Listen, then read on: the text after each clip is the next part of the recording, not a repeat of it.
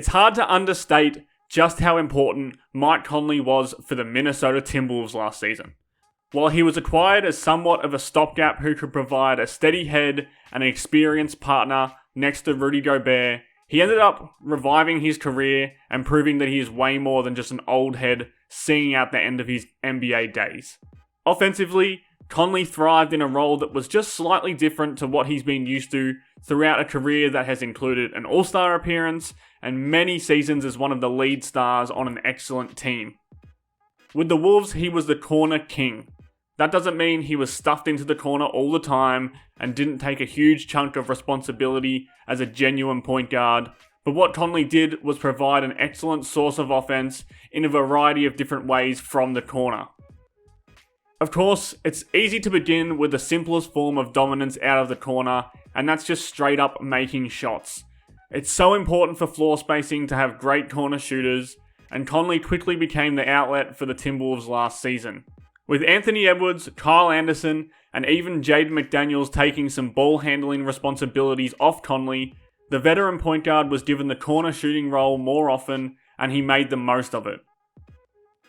After arriving in Minnesota after the trade deadline, Conley shot a career-high 11% of his total field goals from the corner, knocking down a scorching 52% of those looks. Conley's proficiency from deep corner was perfect for the Timberwolves when Gobert was the screener in pick-and-roll play. Take this play as an example. When Rudy Gobert pivots out of the screen and rolls into the paint, De'Aaron Fox has to come off Conley in the corner and rotate into Gobert's space. That allows a cross-court laser to open up for Nickeil Alexander-Walker. Conley was very adept at making those corner looks in transition too. Rather than being the ball handler who is pushing the pace himself, as he has been throughout his entire career, the Timberwolves version of Conley was sprinting the flanks and spotting up in the corner himself. The Wolves have some deadly pace pushers in their rotation, and that makes floating off into an open corner tray easy work for a shooter of Conley's ilk. Last season, Conley was uber efficient in transition, scoring 1.28 points per possession after being traded to the Timberwolves. Perhaps the best part about having Conley stationed in the corner is that he isn't just a shooter. He's a seasoned point guard who understands how to break down defenses when they overcommit. Rather than always launching the corner three, he pushed defenses consistently by attacking closeouts and using overeager defensive shells to his advantage. Conley is fantastic at reading a scrambled defense when he's attacking transition closeouts. He knows when to whip passes or float lobs to rim runners like Gobert and Towns. But he also knows when to use his scoring gravity to create better looks for three-point shooters. On this play, he manipulates the defense by using Gobert's post-up as a decoy. Because Gobert has an advantage on his man, Conley drives and draws Saddiq Bey away from Jaden McDaniels in the corner, opening up a clean look. When Conley was on the floor compared to on the bench, the Timberwolves shot a remarkable 12.1% better on corner threes and 6.1% better overall from long range, proving that his impact is felt in the stats as well as in the film.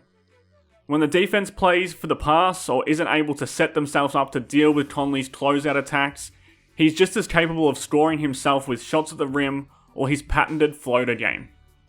All of those skills as a corner operator parlay into the most important part of Conley's corner craft with the Timberwolves: working in empty corner pick and roll situations.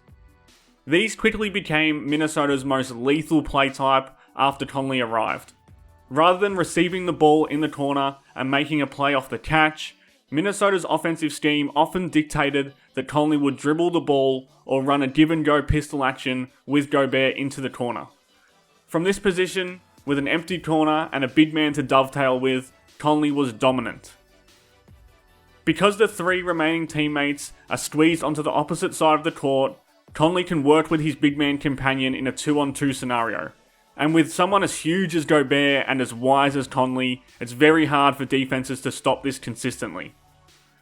This is where Conley can unleash the full arsenal of his corner skills.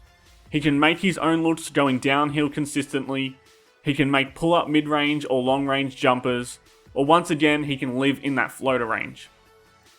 But more importantly though, is that his playmaking becomes even deadlier in these empty corner possessions.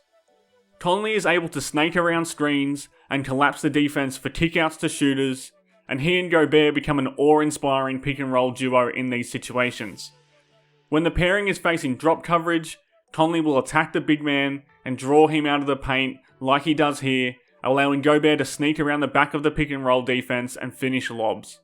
And when the defense traps or hedges the pick-and-roll, Conley can slip a pocket pass through and force smaller defenders to try and stop Gobert at the rim. And that's the beauty of what Conley can and did bring to Minnesota this season. Not only can he always be relied upon as a traditional point guard who does traditional point guard things, but he provides an outlet in the corner who allows the team's young and emerging stars to do their own thing while being more than just a catch and shoot bomber from that corner spot. If Conley's aging legs can hold up and he can provide the same level of multifaceted impact next season, the Timberwolves are going to find themselves in a much better place for the whole season than they did in last season's topsy-turvy campaign. If you enjoyed this video, please hit subscribe and like to help grow the channel and follow the channel, or head over to the link below to follow the Hows and Growls newsletter. Thanks for watching, and go Wolves.